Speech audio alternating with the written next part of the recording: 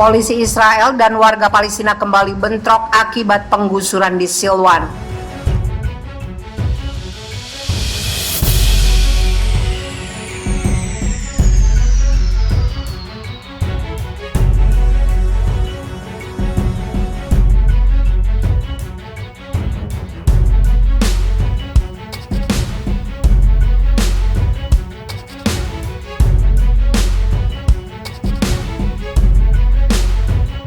Polisi Israel dan warga Palestina kembali bentrok akibat masalah penggusuran permukiman warga.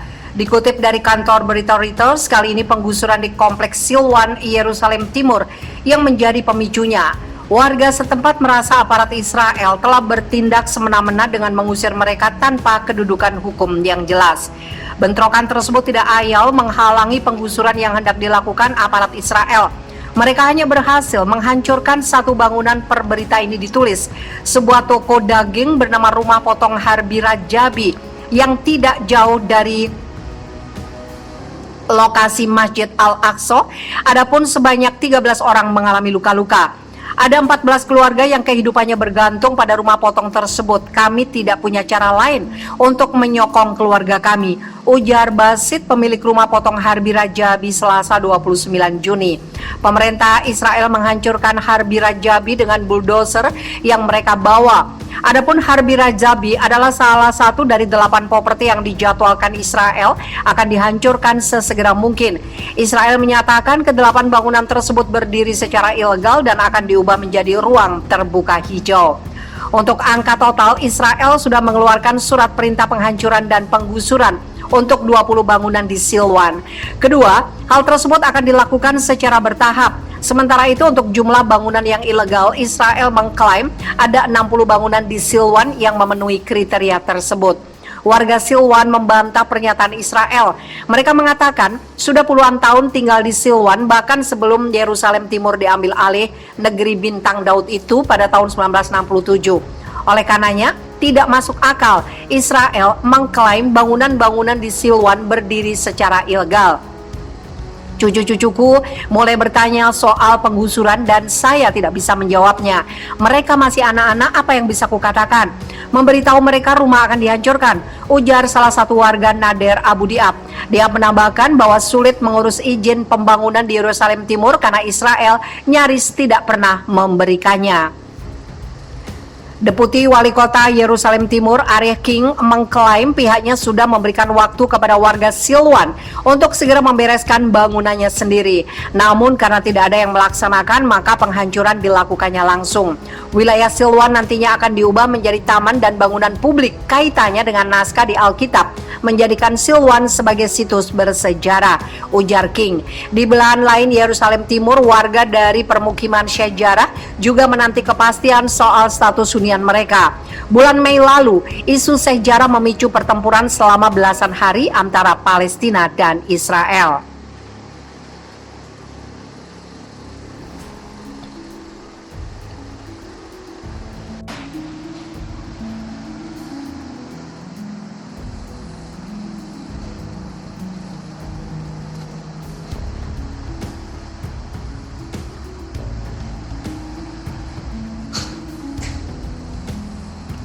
Kapal selam terbaru Rusia mendekat. Komandan tertinggi Amerika Serikat peringatkan kekuatannya setara dengan kita.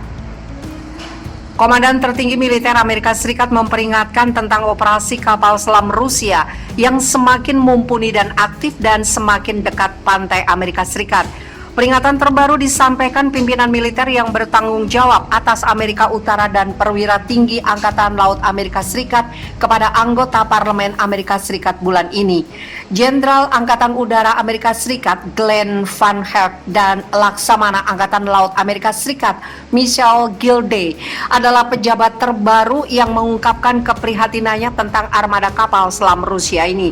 Armada itu lebih kecil dari pendahulunya Soviet, tetapi telah mengalami peningkatan pesat pesat dalam beberapa tahun terakhir.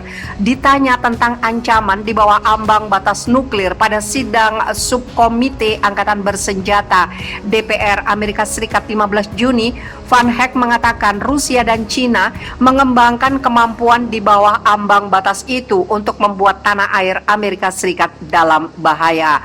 Kemampuan itu akan mencakup kapal selam yang sangat tenang, kata Van Heck yang memimpin Komando Utara Amerika Serikat dan NORAD melansir Business Insider pada Minggu 27 Juni. Rusia baru saja menerjunkan kapal selam kelas Severodvinsk, kedua mereka yang setara dengan milik kita. Van Heck tampaknya mengacu pada kapal selam serang bertenaga nuklir kelas Yasen milik Rusia yang oleh NATO disebut sebagai kelas Severodvinsk. Kapal kelas Yasen kedua Kazan ditugaskan pada 7 Mei.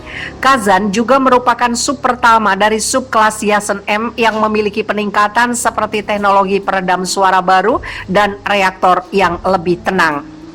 Rusia berencana untuk menambah 5 lagi Yasen MS ke armadanya pada akhir dekade ini.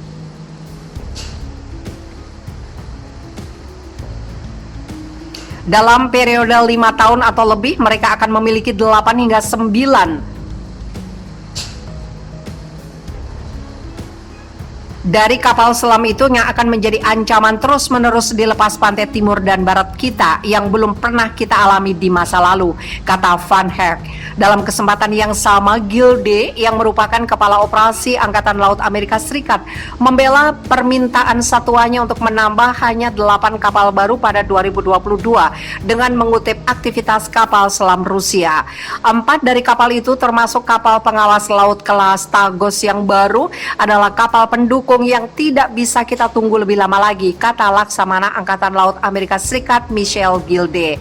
Menurutnya, kapal Tagos memiliki kemampuan yang sangat unik untuk melakukan pencarian kapal selam di area luas.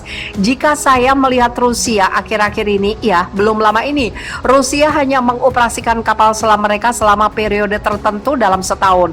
Sekarang mereka merupakan ancaman yang cukup gigih terhadap pantai timur Amerika Serikat dan kemampuan semacam itu menjadi semakin krusial. Permintaan armada itu juga mencakup 2 kapal selam serang kelas Virginia. Ia dirancang untuk memburu kapal selam musuh dan dipersenjatai dengan rudal jelajah yang mampu melakukan serangan jarak jauh.